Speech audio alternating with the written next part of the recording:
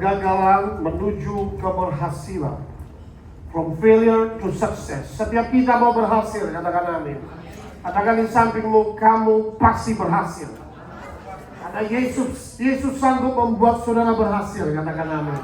Ya, berpujilah Tuhan. Kita akan buka Injil Lukas pasal 5. Kita lalu bersama. Injil Lukas pasal 5 ada di layar, yes, cukup ya. Jangan pakai itu. Lukas pasal 5 ayat 1 sampai dengan 5 gantian kita akan baca, ada di layar saudara. Pada suatu kali Yesus berdiri di pantai danau Genesaret, sedang orang banyak mengerumuni dia hendak mendengarkan firman Allah. Ayat 2, mari saudara. Wah, belum makan. Iya. 3, 2, 1. Ia melihat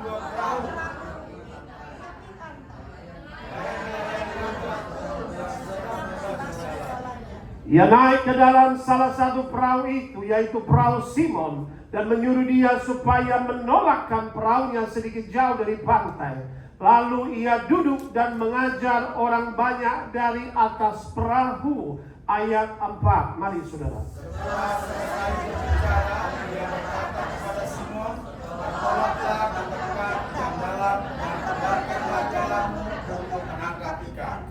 Simon menjawab, Guru, telah sepanjang malam kami bekerja keras dan kami tidak menangkap apa-apa.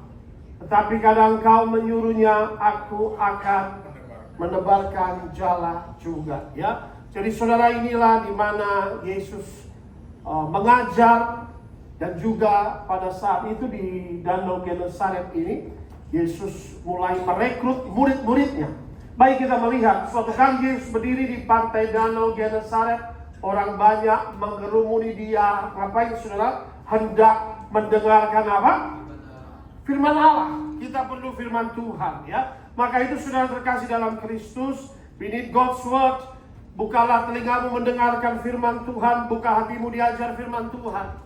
Yesus mengajar firman Tuhan. Di situ pada saat dulu dia dikenal sebagai seorang guru atau seorang rabai, karena seorang pengajar firman Tuhan dikenal sebagai guru rohani, ya, atau rabai. Nah, saudara terkasih dalam Kristus, mereka berkumpul, mereka untuk mendengarkan firman Tuhan, ya. Tiba-tiba di situ ada dua perahu ada di tepi pantai. Nelayan-nelayan telah turun membasuh jalannya. Mereka sedang capek, saudara, turun membasuh jalannya. Nelayan-nelayan ini, saudara, yang pada saat itu mereka tidak tahu, ketika mereka berjumpa dengan Yesus, hidupnya akan diubahkan total, saudara. Mereka tidak tahu bahwa nelayan-nelayan ini mau dipilih menjadi murid-murid Yesus. Saudara, kita bisa melihat bahwa Yesus memilih nelayan-nelayan, saudara. Nelayan-nelayan ini adalah orang-orang sederhana, ya. Coba saudara, Yesus memilih nelayan-nelayan, saudara terkasih dalam Kristus. Coba next slide kita lihat.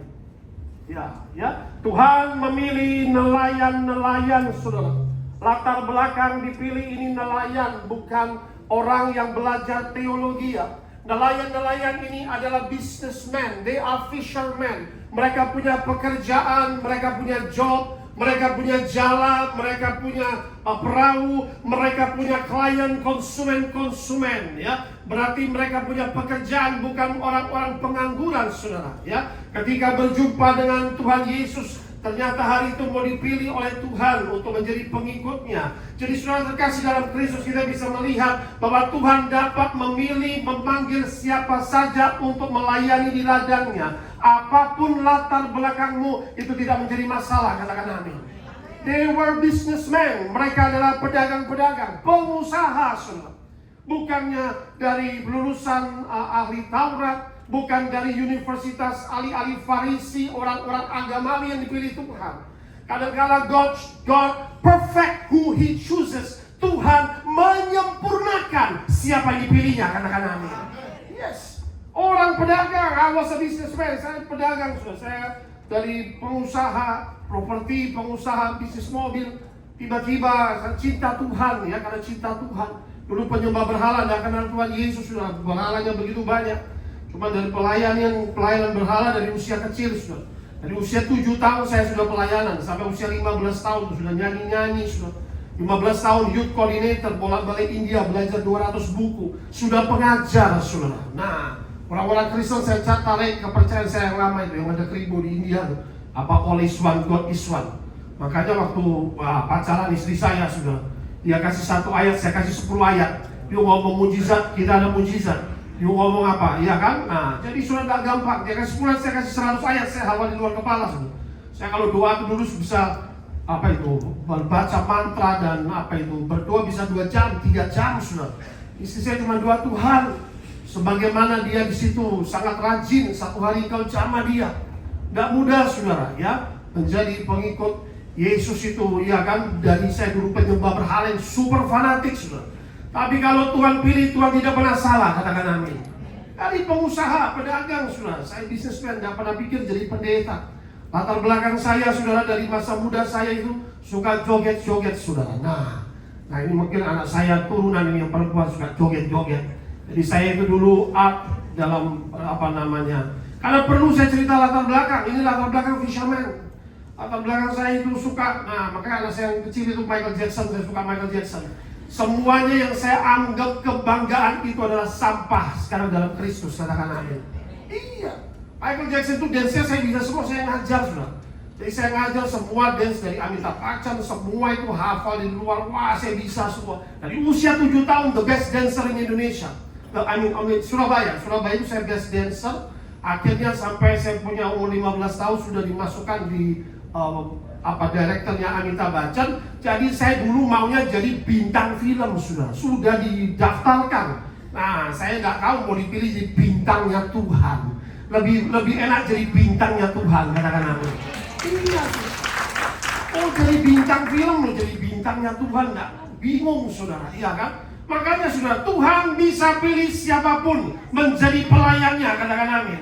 Asal kau tulus, saudara, siapapun, latar belakang tidak masalah. They were businessmen. Tuhan merekrut nelayan-nelayan, bukan latar belakang pendidikan teologi, bukan orang-orang agamawi, bukan orang ahli Taurat, orang Saduki Farisi punya teori agama yang luar biasa. Mereka dipilih Tuhan adalah pengusaha, punya bisnis, punya job, karir, keluarga, impian. They have a destiny, they have a plan, they have a dream. I had a dream. Ya, saya dulu pengen jadi bintang film, saudara. Memang betul, itu cita-cita saya.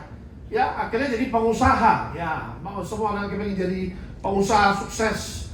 Tapi tiba-tiba, saudara, ya, saya sangat fanatik dalam berhala. Ketemu istri saya, saudara, itu. Ya kan, tak pernah pikir mau menikah dengan orang Kristen.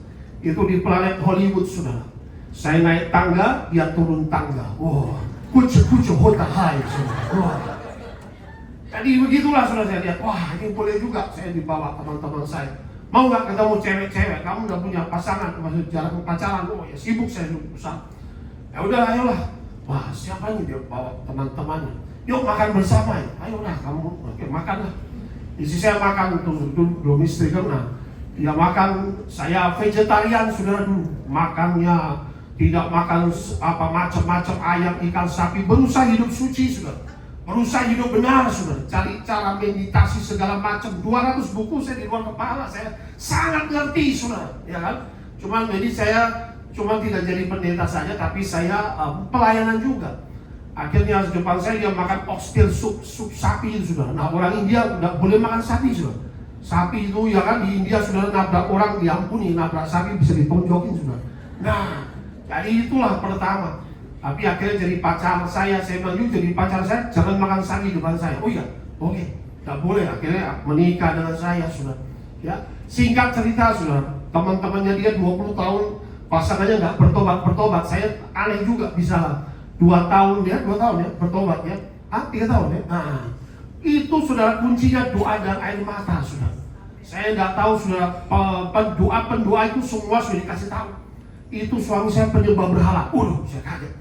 Ya kan, ternyata banyak yang doain saya, saudara.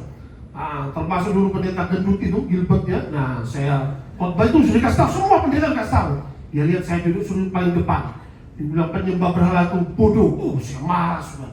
Ya kan, kenapa ngomongin begitu, ya kan? Tapi saudara, firman Tuhan tidak kembali sia-sia mengerjakan kehendak Bapa di surga. Makanya Yesus menyampaikan firman Tuhan, dengarkanlah firman, katakan amin. Yang mengubah saya bukan manusia, tapi yang mengubah saya adalah firman Tuhan. Saudara katakan amin.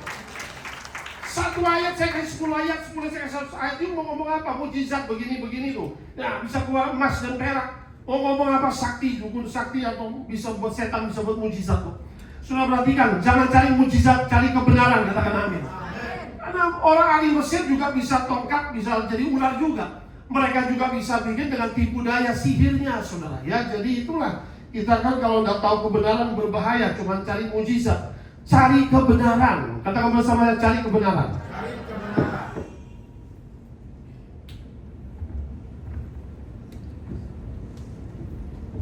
Karena mujizat banyak, saudara. Cari mujizat, kuasa gelap bisa buat mujizat. Cari kebenaran. Makanya waktu dia suka panggil pendeta, doain di showroom saya dulu.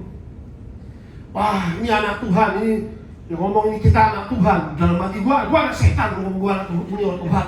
Saya agak tersinggung, sudah. Maksudnya apa gitu ya kan? Tapi saya senang dengar ya kerajaan sorga firman-Nya ya kan. Nah, saya cari sorga nggak ketemu sorganya waktu lama sudah, ya kan? Sorganya nggak ketemu, moksha berarti bagi orang yang tidak pernah berdosa. Nah, itu sorganya, ya kan? Jadi saudara, dari jutaan miliaran orang bisa satu saja ke sorga kalau tidak berdosa. Berarti tidak mungkin, saudara. Semua orang berdosa. Satu tipuan iblis reinkarnasi, saudara. Kalau lahir kembali jadi babi, sapi, anjing, kerbau, tidak jelas, saudara. 1000 spesies, mudah-mudahan jadi manusia lagi. Nah, itulah berarti sorganya mudah-mudahan atau tidak mungkin. Tapi Alkitab berkata, Yesus berkata apa? Akulah jalan, akulah kebenaran, akulah Allah yang hidup. Tidak seorang pun datang kepada Bapa kalau tidak melalui Yesus. Ada kepastian sorga dalam Kristus, bukan mudah-mudahan. Beri tepuk tangan bagi Tuhan Yesus. Wah, ini Allah yang menjadikan sorga pasti. Katakan amin, saudara.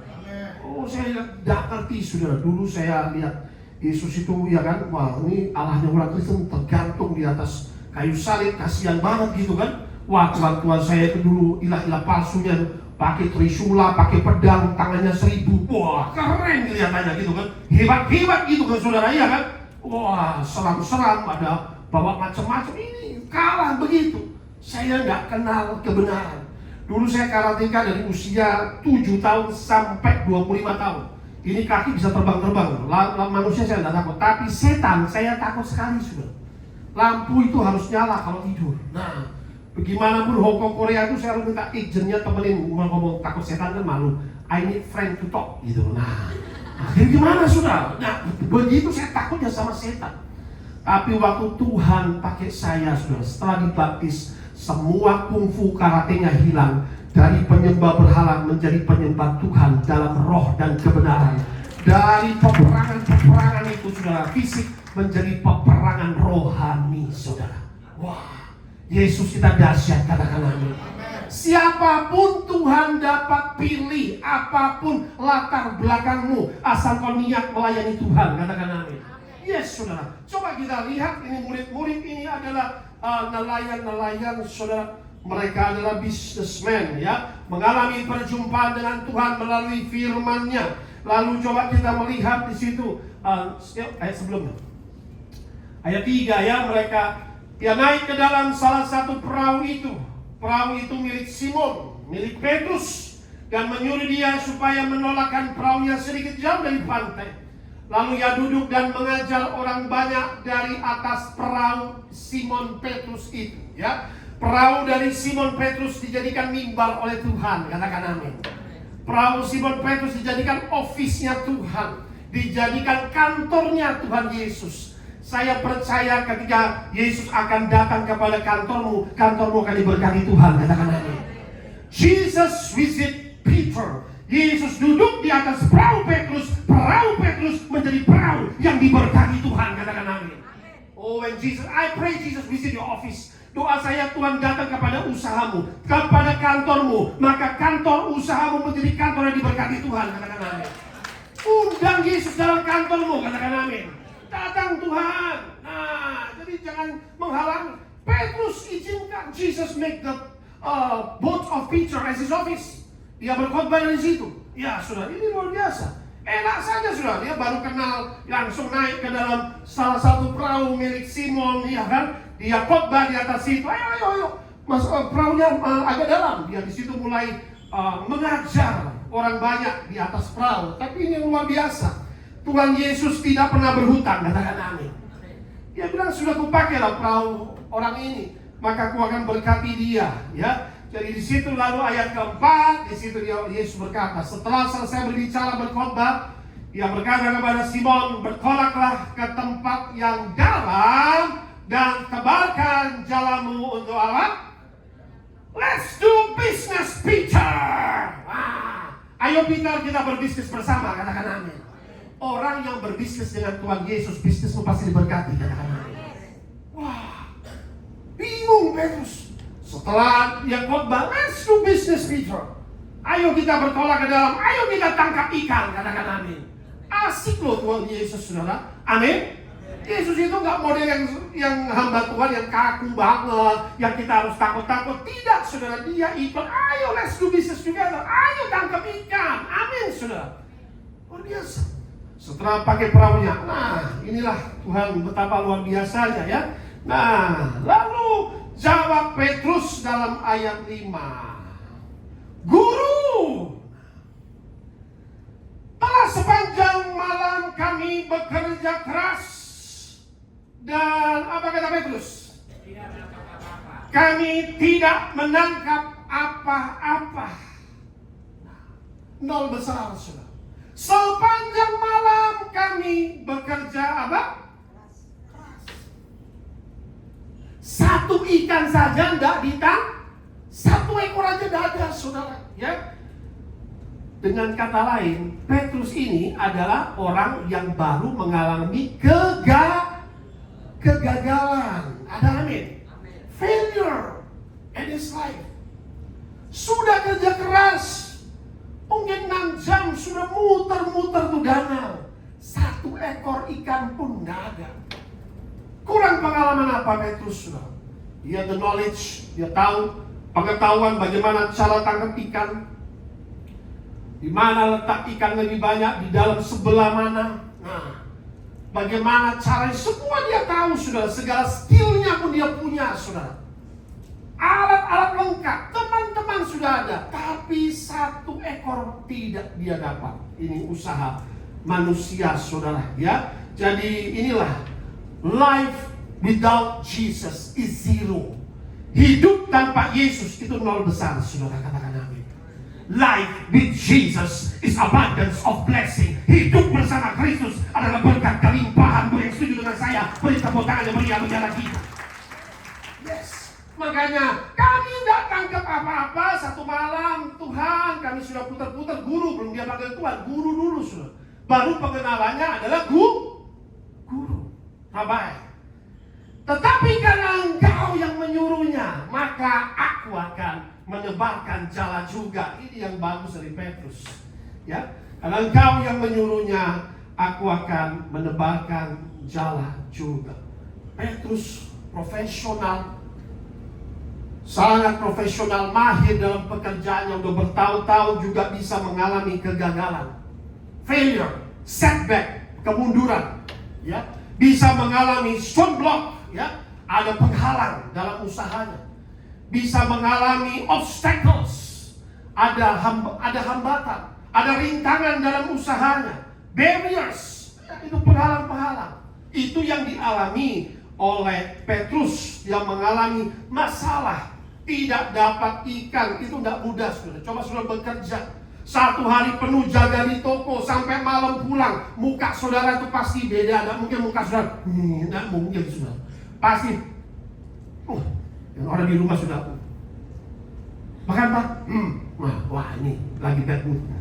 1 hari tidak ada customer. Nah, bekerja itu dialami oleh Petrus, saudara terkasih dalam Kristus, ya. Petrus ini mengalami kegagalan dalam hidupnya, ya. Tapi di sini dia mau taat. Ketika Yesus berkata apa? Yaitu, ayo kita bertolak ke dalam karena engkau yang berkata, aku akan melakukannya. Baik, next slide. Hidup ini saudara, kita bisa berlayar di tengah dua kenyataan, kegagalan atau keberhasilan. Ya, kegagalan Petrus adalah batu lompatan menuju kesuksesan, katakan amin.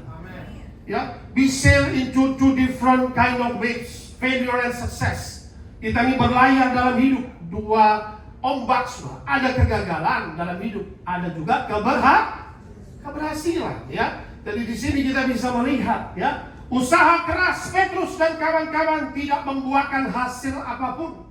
Padahal Petrus nelayan berpengalaman, punya skill, kemampuan dan lain-lain. Ya, sekalipun kita punya pengalaman di bidang kita, namun tidak menjamin berhasil. Ya, ada saja penghalang, ada saja rintangan, pemblokir jalan yang harus disingkirkan. Katakan bersama, harus disingkirkan. Ini sudah rintangan dihadapi oleh Petrus. Ya, tapi ketaatan Petrus terhadap perkataan Tuhan, inilah kunci keberhasilan. Amin. Karena engkau mengatakan Tuhan, maka aku mau melakukan. Ya, jadi disinilah Petrus, katakanlah, dia mengalami kegagalan yang pertama. Manusia bisa mengalami kegagalan dalam banyak hal dalam hidupnya. Ya, nah disinilah kita bisa melihat, ya, failure in business, mengalami kegagalan dalam usaha. Failure in ministry, bisa juga gagal dalam pelayanan. Tapi jangan pernah undur, katakan amin. Bisa juga mengalami kegagalan dalam relationship, hubungan sesama manusia, sehingga tidak berbicara, bermusuhan antar kawan. Kegagalan dalam rumah tangga, ada banyak kegagalan bisa kita alami dalam hidup ini, saudara. Ya, kegagalan dalam percintaan, nah, putus cinta, saudara. Nah, jadi jangan khawatir kalau putus cinta, Tuhan berikan terbaik, katakan amin. Tapi rumah tangga yang gagal, percaya Tuhan pasti memulihkannya. Beri tepuk tangan yang meriah bagi anak ini. Amin. Ya, perhatikan, manusia bisa mengalami kegagalan, ya, dalam berbagai macam aspek kehidupan. Nah, disinilah saudara terkasih dalam Kristus, kita perlu berjumpa dengan Tuhan. Ya, maka itu segala sesuatu yang terjadi dalam hidup, kadang-kadang you have a bad day, segala sesuatu yang buruk terjadi, setiap hal yang buruk yang terjadi dalam hidupmu, itu adalah suatu kesempatan untuk berjumpa dengan Tuhan, katakan amin. Kadang-kadang dalam titik yang terendah kita baru bisa berjumpa dengan Tuhan. Kalau nggak mengalami titik yang terendah, kalau tidak mengalami masalah, jarang saudara orang cari Tuhan. Ya, baik saudara, kita lihat bagaimana Tuhan buka jalan bagi Petrus, saudara. Kembali lagi Injil Lukas pasal 5, 6 sampai 9, kita baca bergantian. Ayat 6 saya bacakan. Setelah mereka melakukannya, mereka menangkap sejumlah besar ikan, sehingga jala mereka mulai koyak. Ayat 7, mari saudara.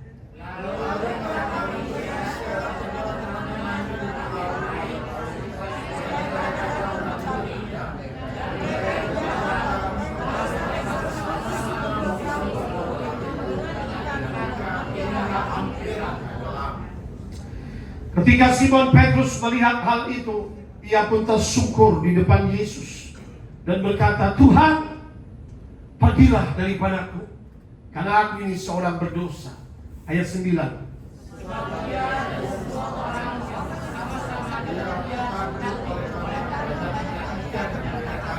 Oh, haleluya. Ya, saudara bisa melihat ini, ya, business with Jesus is abundance of blessing. Ketika saudara berusaha bersama Yesus, ada berkat kelimpahan, katakan amin. Ada unlimited blessing, berkat yang tak terbatas, saudara.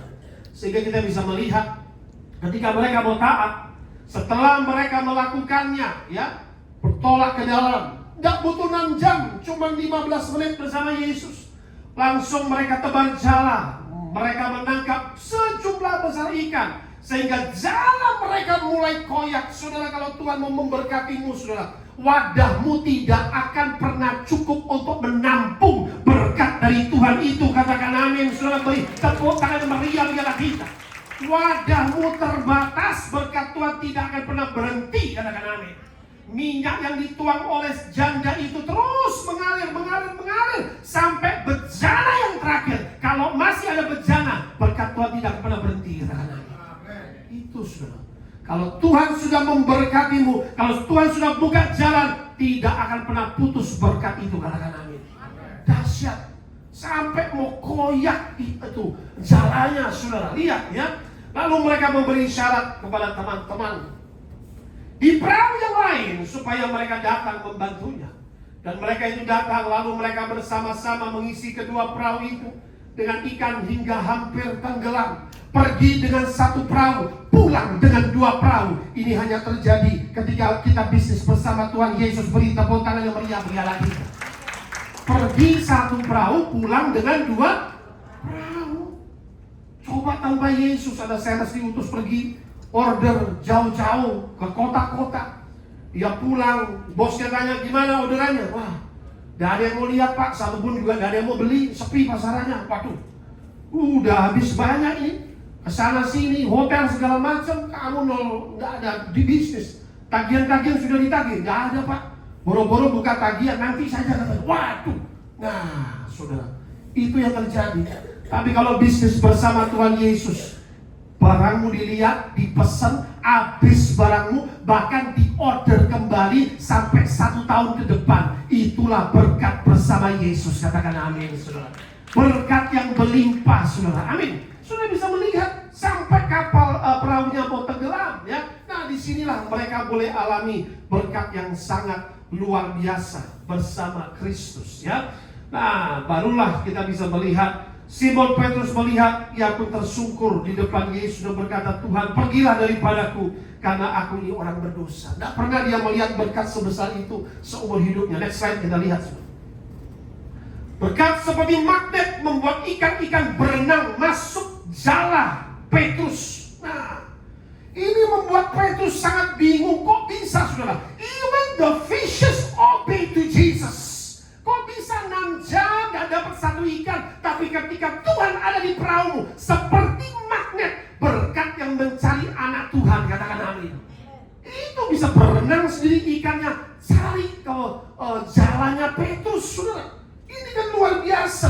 I will give you hidden treasure of darkness. Aku akan memberikan kepadamu, yaitu berkat-berkat rahasia, kata Tuhan. Nah, hidden treasure of darkness, itu luar biasa. Disitulah Petrus bisa melihat berkat Tuhan begitu besar, tidak pernah cukup menampung wadahnya, sampai 2 perahu yang lain pun harus datang, saudara. Ya, nah luar biasa. Mujizat itu membuat Petrus sadar bahwa tanpa Tuhan usaha manusia sia-sia, saudara. Ada amin. Tanpa Tuhan kita berusaha pagi, siang, malam, tapi betul-betul kadang-kala tidak ada hasil. Tapi dengan Tuhan sangat luar biasa, ya. Petrus sadar akan dosanya di hadapan Tuhan dan dia merasa betul-betul tidak layak melihat kekudusan Tuhan, melihat kuasa Kristus yang betapa luar biasa, saudara, sehingga kita bisa melihat, yuk ayat sebelumnya, ya. Kalau tadi Petrus memanggil Yesus guru, ayat 8 dia langsung berubah, Tuhan, pergilah daripadaku, karena aku ini seorang berdosa. Dia tahu Yesus adalah Tuhan, karena ia sanggup mendatangkan mujizat. Yesus adalah Tuhan, karena ia sanggup mendatangkan berkat. Yesus adalah Tuhan, karena ia berkuasa di surga, di bumi. Beri tepuk tangan yang meriah-meriah lagi. Ikan-ikan pun tunduk kepada dia. I will give you hidden treasure of darkness. Betapa luar biasa, saudara.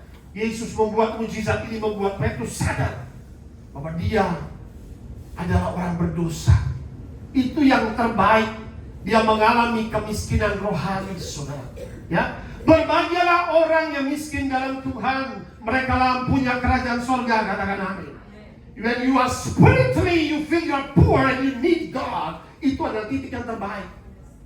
When you feel brokenness in front of God, engkau merasa hancur di hadapan Tuhan, Petrus sadar selama ini hanya hal yang sia-sia yang dia cari. Ikan yang berlimpah sudah tidak membuat dia tertarik lagi hatinya kepada ikan berkat yang berlimpah. Dia tertarik kepada sumber berkat itu. Katakan amin.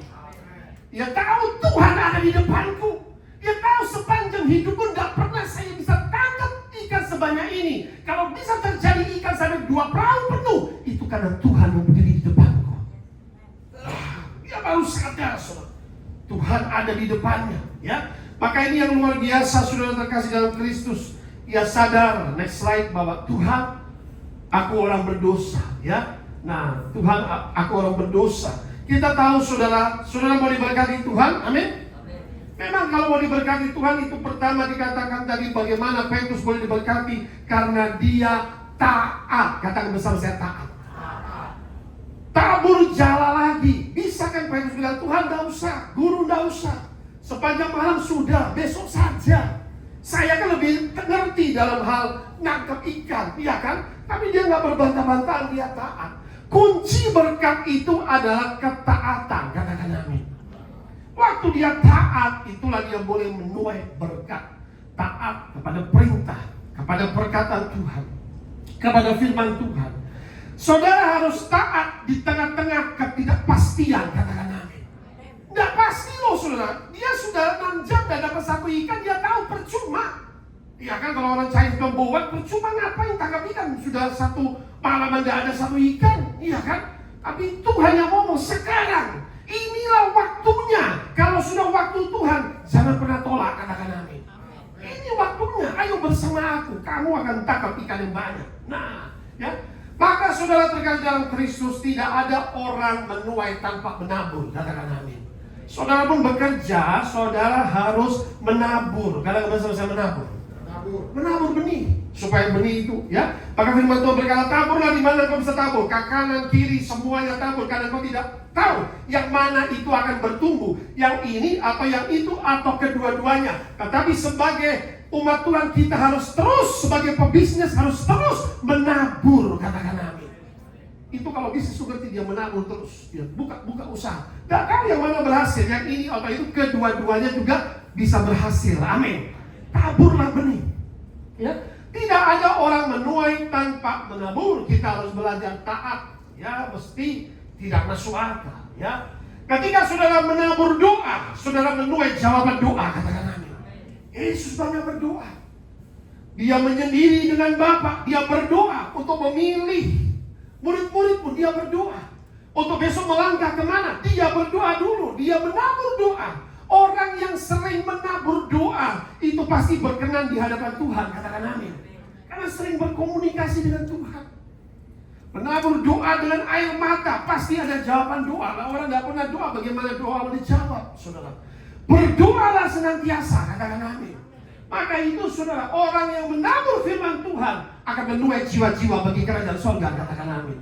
Yes, saya bersyukur saudara, akhir-akhir ini banyak businessman fellowship, orang-orang India ini, ya, Tuhan pakai saya di situ. Ya, ternyata banyak orang yang tidak kenal Tuhan, mulai percaya. Hampir seminggu 2 kali bisa, dipaksa itu. Orang-orang India mulai rumah-rumah, tadinya dari business fellowship itu sudah dari kantor atau dari tempat. Akhirnya mereka betapa mulai haus dan lapar akan kebenaran firman. Puji Tuhan, ya. Taburlah firman, tuailah jiwa-jiwa. Orang yang menabur dalam roh akan menuai berkat rohani, ya, seutuhnya menghasilkan hidup kekal, katakan amin. Menabur dalam roh, menaburlah dalam roh, ya. Berkat rohaninya apa? Buah-buah roh, kasih, sukacita, damai sejahtera, kebahagiaan, amin.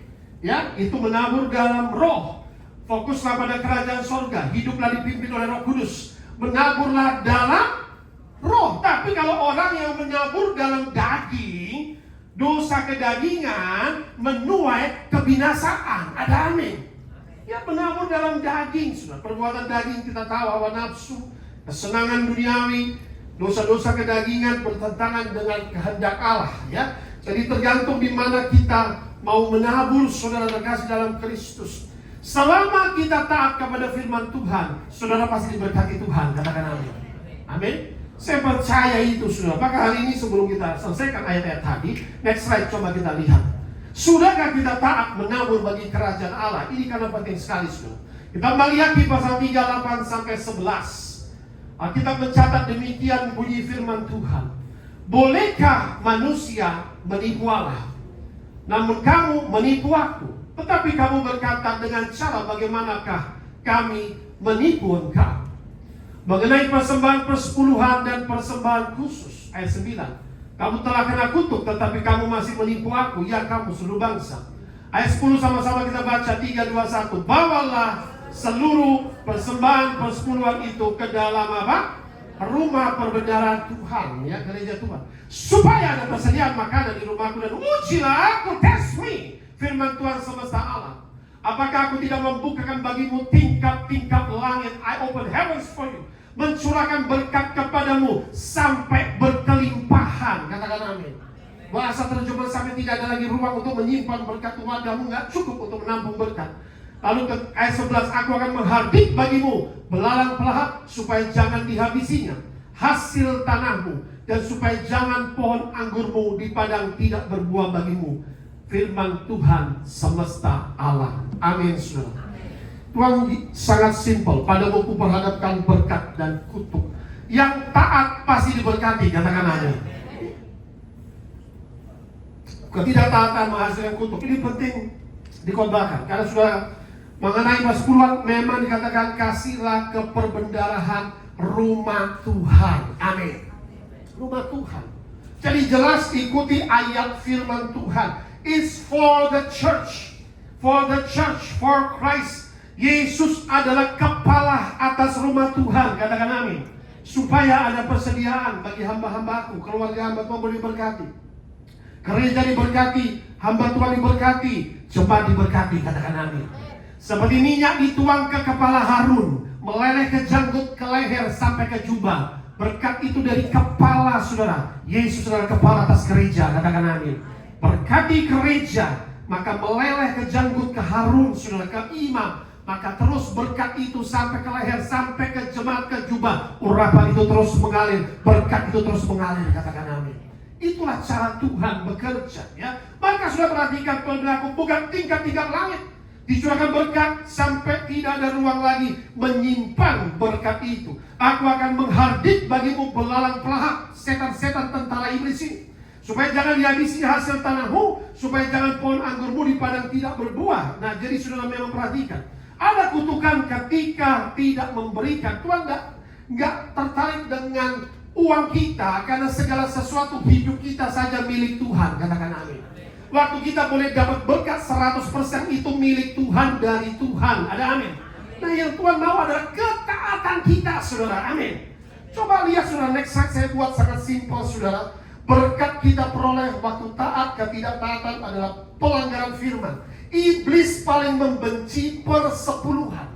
Kenapa? Karena ini persepuluhan ini, iblis akan menghalangi persepuluhan. Karena ketika orang melanggar persepuluhan, dia dapat celah terbuka, namanya locust demon, atau namanya tadi belalang-belalang pelahat, untuk menyerang, dikatakan menghabisi berkat anak Tuhan, mencuri berkat anak Tuhan. Kenapa iblis membenci persepuluhan? Supaya menghalangi, karena persepuluhan Allah memberkati umatnya. Katakan amin. Iblis tidak suka anak Tuhan diberkati. Persepuluhan itu adalah covenant, perjanjian Allah dan manusia. Katakan amin. Abraham saja memberi kepada Melkisedek. Yakub ketika melihat di Betel, aku akan memberikan persepuluhan. Terus sampai seterusnya, sampai di hukum Musa. Bahkan sampai Yesus, ya, melihat di situ dari jauh orang memberi peti-peti emas, peti-peti yang banyak. Lalu Yesus standarnya lebih luar biasa. Datanglah seorang janda yang memberikan semuanya dari saku tangannya, dia buka, saudara. Kata Tuhan, dia memberi dari kekurangannya, lebih diberkati. Dia memberi dari kekurangannya, dia telah memberi lebih dari orang-orang kaya itu. Itu ukuran Yesus, saudara. Katakan amin. Pak, saya pas-pasan belajar untuk menabur. Katakan amin. Saya belajar untuk menabur waktu saya jadi orang Kristen. Saya pertama, waduh, saudara, waktu saya lepas berhala itu, aduh, diserang habis-habisan, uang setan bawa lari jin semua, saudara. Iya kan, habis, usahanya habis, rumahnya mau dijual, nggak laku-laku, ya kan. Akhirnya saya ingat cuma ada saldo 2 juta, udah habis-habis semua. Ya sudah Tuhan, ini ada uji laku, saya transfer aja ke rekening gereja. Pada saat itu, sudah, ternyata nggak lebih dari seminggu 2 juta itu yang rumah nggak laku, langsung dalam seminggu surplus 200 juta. Tuhan tidak pernah berhutang. Beri tepuk tangan bagi Tuhan.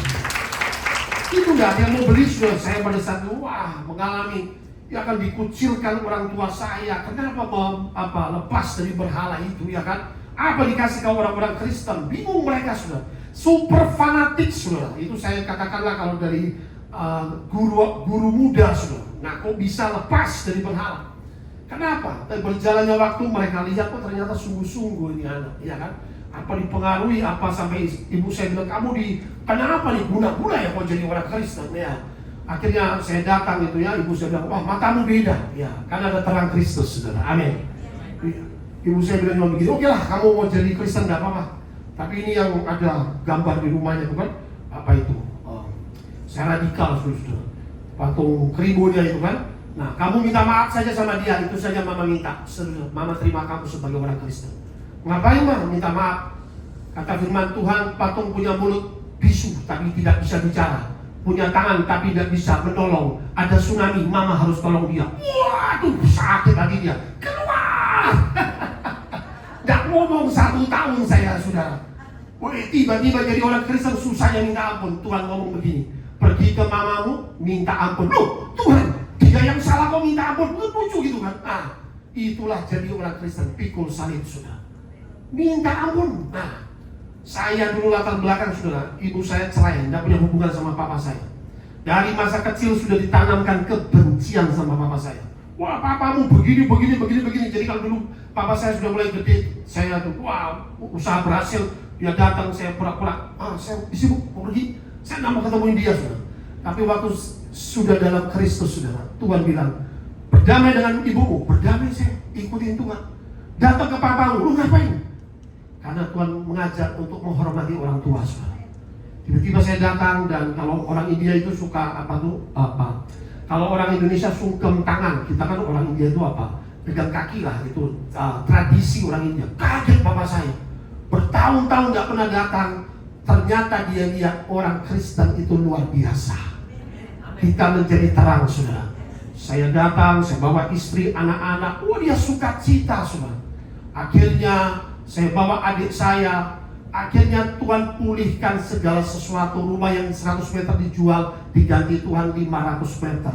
Usaha yang terpuruk diganti 2-3 usaha. Tuhan angkat dan Tuhan jadikan hambanya. Beri tepuk tangan bagi Tuhan. Kita harus setia kepada Tuhan, katakan amin. Hal persepuluhan, saudara, saya ingat, saudara, waktu saya diberkati 10 juta, 1 juta kasih gampang, 50 juta kasih 5 juta. Karena saya pelayanan sama gembala saya. 100 juta, saya bukan cek 10 juta. Oh ya, dengan bangga. 250, saya kasih 25 juta. Wakil di kanan Pak Daniel. Nah, waktu saya dapat berkat jual rumah menteng 500 juta. Mau kasih cek 50 juta. Setan masuk, sudah. Tunggu dulu, besar kali ini. Jadi gimana? Bagi saja 3, biar kelihatan banyak gitu. Waduh, saudara. Itulah iblis itu betapa pahit. Mulai saya, akhirnya 500 jutanya hilang kemana tidak tahu, malah minus, saudara. Itulah namanya roh belalang. Itu saya belajar 2 tahun baru Tuhan pulihkan lagi, saudara. Bayangkan, saudara, ya.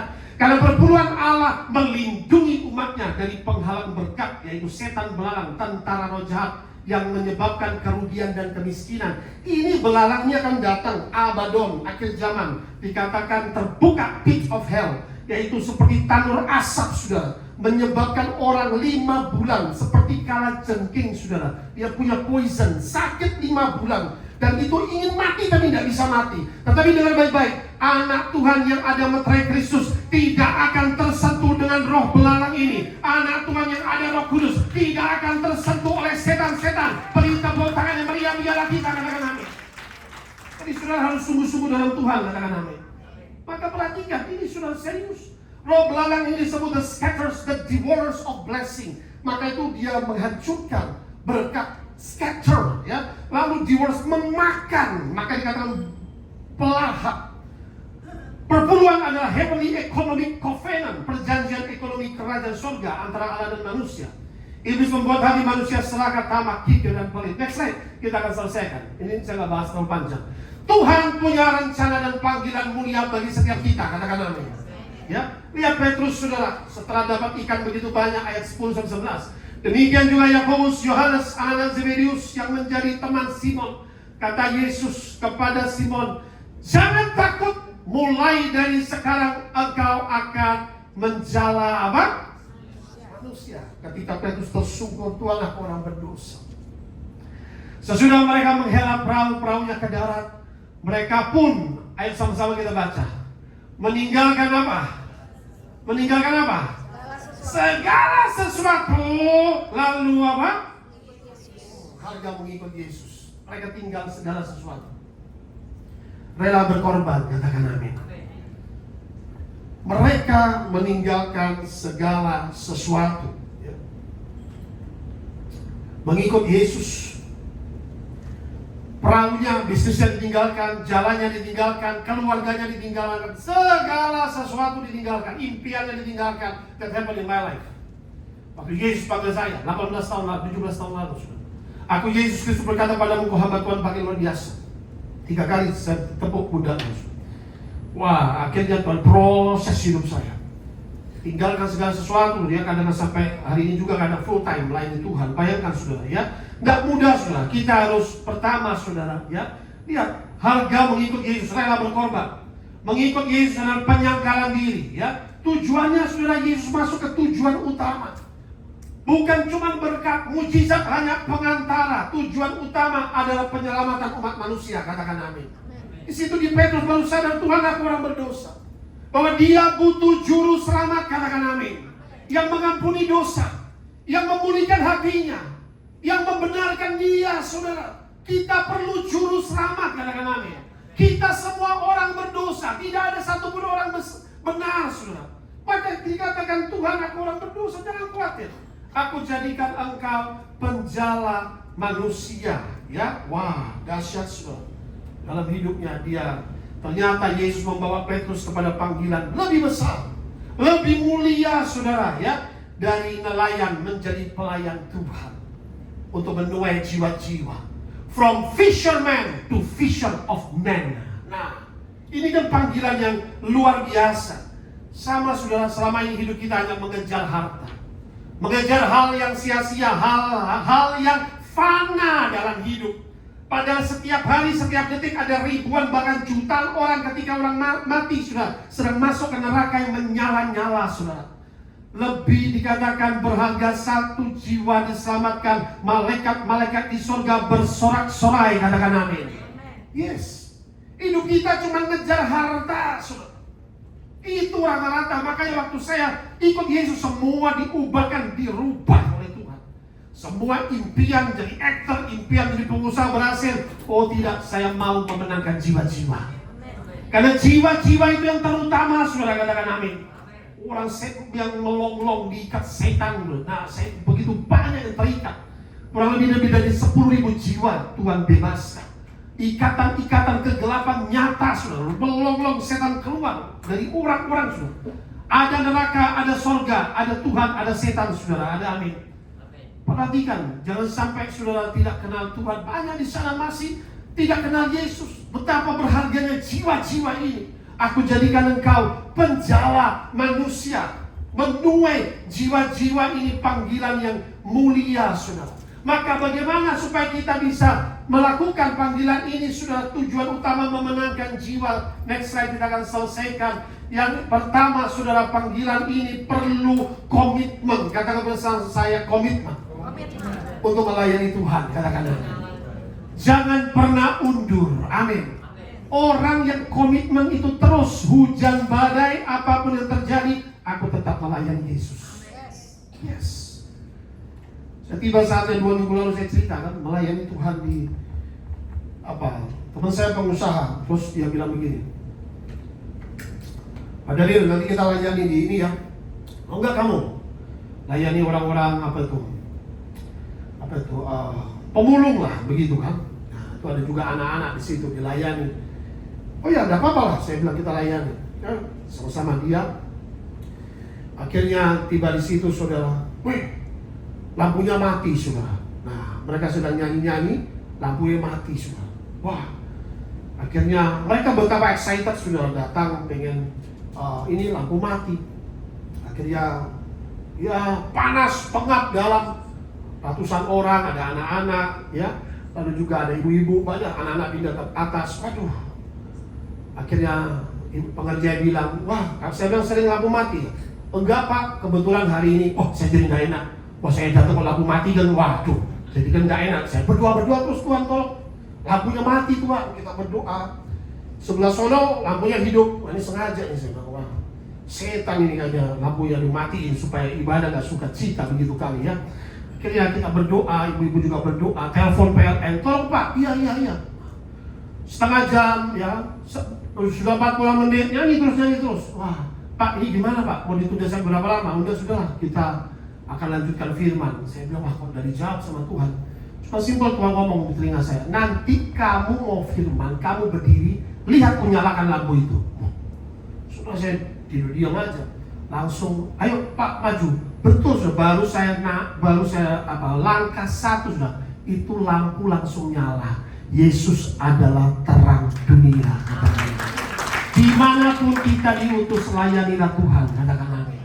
Wah saudara, lihat, Tuhan setia ketika kita setia. Katakan amin.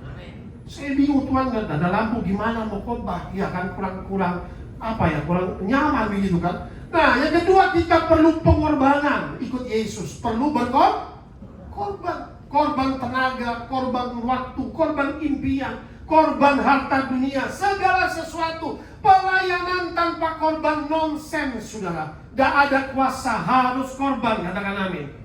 You have to sacrifice your dream, your work, your everything.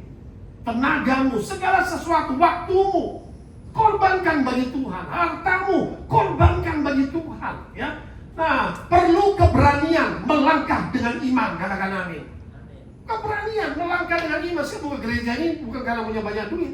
Saya punya percaya bahwa Tuhan yang memanggil adalah Tuhan yang setia. Katakan amin. Langkah aja dengan iman. Dimanapun Tuhan panggil, layani saja. Perlu cinta akan jiwa-jiwa yang terhilang. Katakan amin. Apa gunanya engkau dapat seluruh isi dunia, tapi hilang keselamatan? Katakan amin. Apa gunanya, saudara? Seluruh dunia dapat, tapi hilang keselamatan. Setiap kita dapat menabur bagi kerajaan surga. Amin. Untuk memperluas kerajaan surga, untuk memenangkan jiwa-jiwa. Ya. Nah, gunakan hidup kita untuk memuliakan Tuhan. Saya percaya setiap kita punya panggilan, yaitu juga untuk menjadi penjalan manusia. Panggilan untuk memberitakan Injil, baik melalui sosial media, beritakan firman Tuhan, baik one to one kepada teman-teman saudara yang belum mengenal Kristus. Kita bisa menjadi saksi Tuhan, ya, supaya memenangkan jiwa-jiwa. Yang ketiga, melalui perbuatan baik kita memuliakan Bapa di surga. Katakan amin. Waktu kita berbuat baik, merawat orang sakit, memberi tumpangan, menguatkan orang lemah, membantu orang miskin, katakan langsung, Tuhan Yesus memberkatimu. Katakan amin. Disitulah mereka bisa melihat, wah luar biasa Tuhannya orang-orang Kristen, ya. Sehingga saudara terkasih dalam Kristus, jiwa-jiwa ini lebih berharga dari triliunan US dollar, saudara. Jiwa-jiwa ini bersifat kekal. Menaburlah dalam roh. Gunakanlah hartamu untuk memuliakan Tuhan, maka engkau pasti diberkati Tuhan. Beri tepuk tangan bagi Tuhan kita. Haleluya. Amin.